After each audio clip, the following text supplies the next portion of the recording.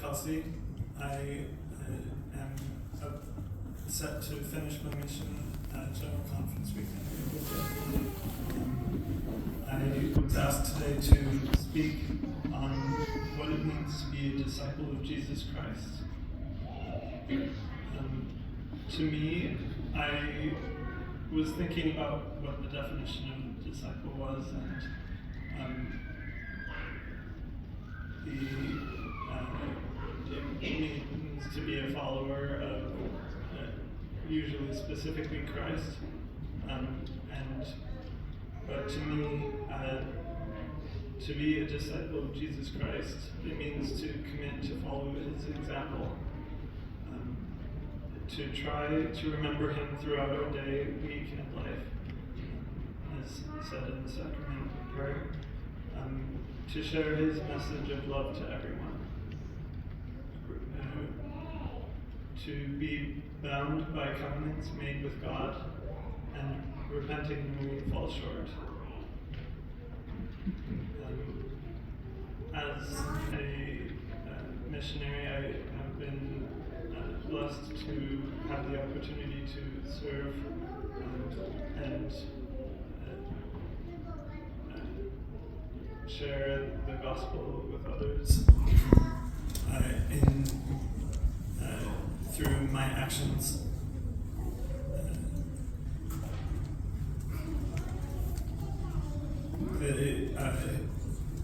My mission has been difficult at times, but I am grateful to have seen that I've increased my testimony of God's love for his children. I have learned a little humility in asking God for help. It's before my mission. It was hard for me to ask anyone for help. Usually I could rely on God, but I had not I wasn't regular in praying or asking others for help, but I believe I've grown in that respect. I had to learn to be self-directed. As a service missionary, you don't have a set schedule. You have to set your own schedule, and companion study is one thing I can rely on when the rest of my day may not fall into the schedule that I planned for it. I also learned a little bit on my mission about how to cope with my symptoms of ADHD.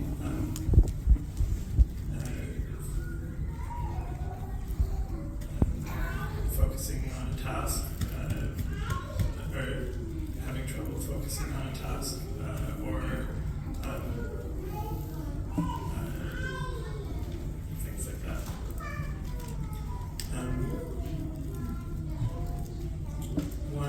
One aspect of my mission one reason I went on a mission was because I loved God and I wanted to serve others.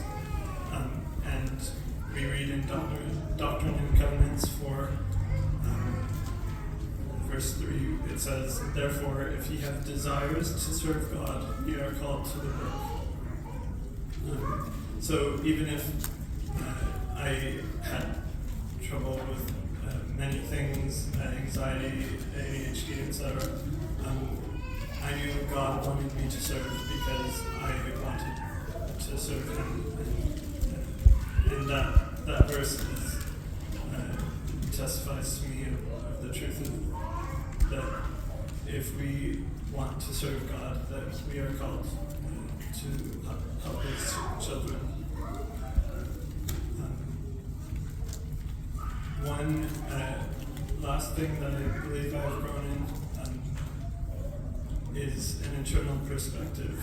It's easy to only look at what the immediate consequences of helping others is,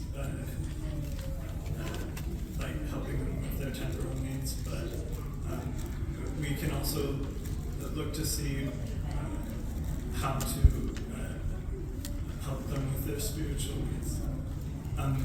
In the book Grit by Angela Duckworth, it talks about the parable of the bricklayers. 3 bricklayers are asked, what do you do, or what are you doing? And one says, I am laying bricks.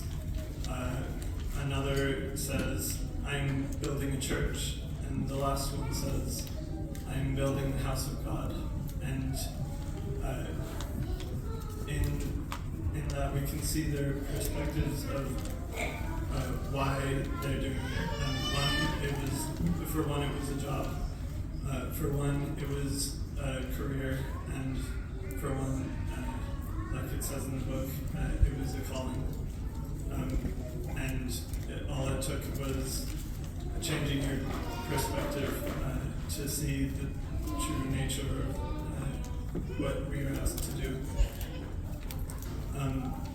And sometimes it's easy to look as a missionary. It's sometimes easy to look at myself and like, oh, I'm just wearing a badge that says I'm a missionary, and then helping others. But I can see the eternal perspective in that I'm wearing Christ's name and serving them as He would. One aspect I'd like to share of being a missionary, even though it's not the main focus of being a service missionary, is sharing the gospel with others. I believe one reason it is so hard to invite others to learn about God, for me and for some other people, to learn about God or invite them to come to church, is that we don't see the immediate impact of our actions. They may say, no, I'd rather not, or they may come with us one time and not see them again after that. And we can we can have a short-term perspective in that, I guess they're not coming to church, or I guess inviting them didn't do anything, but we can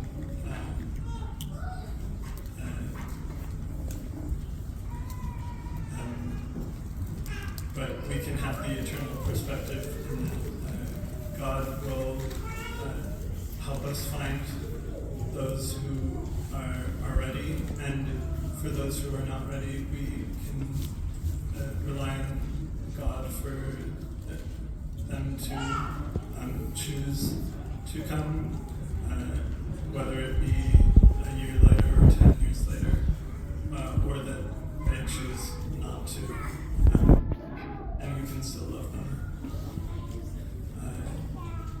I was certainly afflicted by a short-term perspective when serving. Sometimes it was hard to want to serve, even on days that I did want to help people. Not because I didn't love those I was serving, but because I felt extraneous or redundant or in the way. That maybe they only slightly benefited from my service. All of this could have just been a lie Satan wanted me to believe. But when I felt extraneous or redundant or in the way, I had to rely on the Lord that God would make the experience be for my gain if it wasn't for helping others.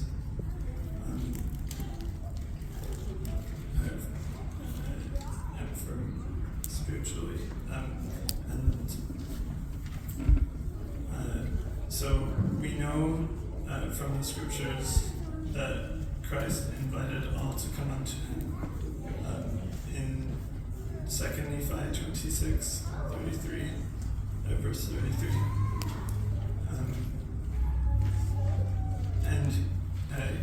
God inviteth all to come unto Him, and partake of His goodness, and it denieth none that come unto Him. Black and white, bond and free, male and female, and he remembereth the heathen, and all are like unto God, both Jew and Gentile. So he doesn't deny any, he wants every single one of his children to come back to him and to come unto Christ and learn of him. And we can follow Christ's example in this, in inviting everyone to come unto him. When we don't see anything come of our efforts to share the gospel, we can remember that God will give his Spirit when those we invite are ready to receive it. And even if not, even if they won't be ready, we can rest assured that we were given experience to continue to share and invite. Taking the first step by just being there, I've learned being where you're supposed to be takes faith. When facing hardship, it is so much easier for me to believe that I can't do what I need to and turn away from the difficulty. It's easier to do that than leaving it up to God after I do all I can, even if it's just starting the task. I want to close my talk with an invitation. I invite you to start asking for revelation on how you can help share the gospel. And I believe that if you will ask, then you will receive, because God doesn't withhold revelation from us just because we're imperfect.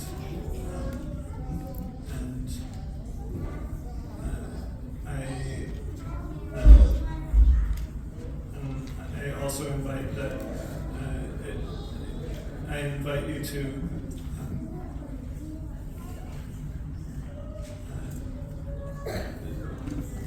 learn of Christ and follow his example in sharing the gospel. And I say these things in Jesus Christ. Amen. Amen.